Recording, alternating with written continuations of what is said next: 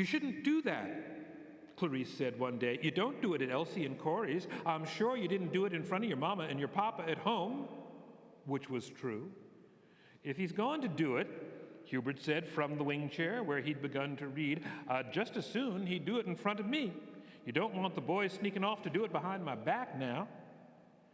Sam was surprised at Clarice's upset. He thought her unconcerned about the matter till now. "Hubert, you should speak to him. You said you were going to speak to him." "Oh, I'm sorry, it isn't any of my business, and I shouldn't have said anything." Then, with her coat still unbuttoned, she went to the door and out. As she pulled it after her, it stuck with a noise like prop. Then, when she opened it an inch and pulled it to again, with a ja outside, she yanked it, and it closed on 2 beats, pop-tee. The tension of her leaving turned the sound into a kind of thunder that left the room, whispering its silence. Sam thought about saying, "Hubert, you said you didn't mind if I..." But Hubert cut the thought off. "You know, I used to work in the tobacco fields, and by and large, it's a pretty ordinary sort of Negro you find there." "That's right, in Connecticut. What do you mean?" Sam asked, because Hubert was speaking in his serious older brother voice. Another sort of thunder. "Well, you got hard-working Negroes, you got lazy Negroes, then you got no accounts. That shouldn't be any surprise to you." Sam nodded. "But you got another kind you're going to run into up here. Only thing to call them is animals. Maybe they're white people like that too. I guess there must be someplace. But now, there were some good men working with me in the Connecticut fields, and there were some lazy ones. Lots of them were no accounts, but even more of them were just animals." Hubert pointed his finger. "And that's why I don't smoke no cigarettes." "I don't understand." "When they pick tobacco," Hubert said, "they cure it before they make those, but they don't wash it. I still don't. Where does an animal make water or do his business?" "Right where he's standing." "Well, that's what I mean," Hubert said, "and I don't mean once or twice. I mean all day, every day, right in the row where they're hooking tobacco. They don't even go to the side, and at least 10 times or more, I've come across some feller doing a lot worse than making water or his business, grinning and telling you he's got to do it now because there ain't much more to life than that and getting drunk, and he's just got to do it, right on top of what you're putting in your mouth and sucking into your body. They know white people going to be smoking them things. They think it's funny." "What's a lot worse?" Sam took the delicate white paper from his lip, feeling its faint adhesion unstick, to look at the tube of fire and flavor in his clubbed fingers. "If you can't figure it out for yourself," Hubert said, "it's not my place to tell you, and it's not my place to preach to you neither, and I'm not going to talk about it to you anymore." With a theatrical finality Sam found much more maddening than any preaching. That, at least, with Hubert, meant you could turn it back into an argument. Hubert got up from his wing chair and walked slowly and with the deliberation of a silent, primal force into the other room and did not close the door. Sam watched him pull out the chair, move 2 heavy law books over, sit down, settle one forearm on the desk, and begin studying. Within the silence, which was almost like a rumble, like a train's thundering off somewhere, Sam tried to detect the instructions that would release him from his own paralysis. He really didn't know what Hubert meant by a lot worse, but the veiled suggestions went immediately with the things that could happen to you in the vestibules of subway cars.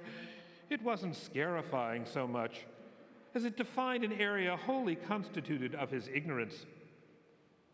Sam hated that and felt stupid before it. But it didn't stop him from smoking. But it stopped him from smoking in the house when he was around Clarice or Hubert.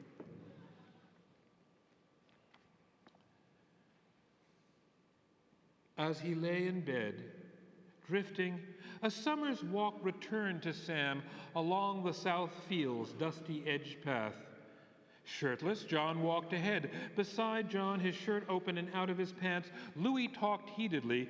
"John, you can be the white devil," Louis explained, "and Sam," whose long sleeves were still buttoned at his wrists with only his collar loose, "will be the Dark Lord, and I'll be the ancient rabbi who understands the Kabbalah's secrets and can speak them backwards."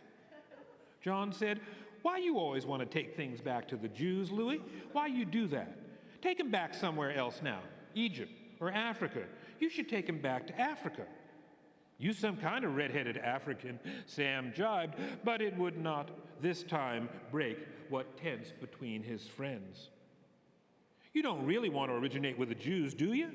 John asked, turning around to wait as Louis, then Sam caught up. "I think," Louis said, "with Christianity, we already do." "Well," John said, "that's different." "I don't see why," Louis said. "Now me, I'm going to originate everywhere. From now on, I've made up my mind to it." "Louis doing that," Sam said, "just to get your goat."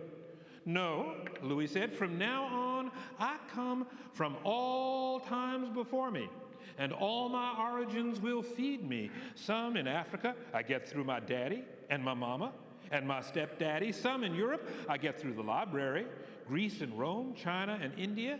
I suck my origins in through my feet, from the paths beneath them that tie me to the land. From my hands opened high in celebration of the air, from my eyes lifted among the stars." "Some in Egypt and Arabia," John said. "You get through the magazines. He's going to try and out-preach your daddy." John grinned through his freckles at Sam, but the tension was all in Sam's listening now. "And I'll go on originating all through my life, too," Louis said. "Every time I read a new book, every time I hear something new about history, every time I make a new friend, see a new color in the oil slicked over a puddle in the mud, a new origin joins me to make me what I am to be, what I'm always becoming. The whole of my life is origin, nowhere and everywhere. You just watch me now." "But you don't know where you come from in Africa," John hazarded. "I don't, and Sam don't, because the bishop don't. You remember, because you asked him if he did." They didn't keep records of all that. As they walked through the summer dust, Louis grew pensive. "They should have, but that's how they kept us slaves. You know what I think? I think it's those deprived of history who create the world's great histories." Then he repeated, "I originate everywhere." "How you going to stay a nigger," John asked, "if you come from so many places?" "Look," Louis said, "knowing all I really come from, that won't stop anybody calling me a black bastard," which startled Sam. Though nobody really knew who Louis's father was, people were pretty sure he'd been a lot blacker than Louis's stepfather. "That don't stop anybody from calling you a nigger, calling Sam a black boy, calling me colored, calling you a red-headed African, calling Sam a Negro, calling me black, and I guess we're what we're called, no matter where we're from. That's what calling means, that's all. It isn't no more important than that." "Well," Sam said, "it's pretty important what they call you when it means what you got to, where you got to live, got to go to school, even what you got to work at." Considering, their shoulders neared with the seriousness of it to touch each other's under the sky. Then, as if the energy or the anxiety of the closeness became too much, John, hand up and head back, ran into hip-high grass to begin imitating a bomber, banking here, swooping there, shouting, "Vroom!" into the sun.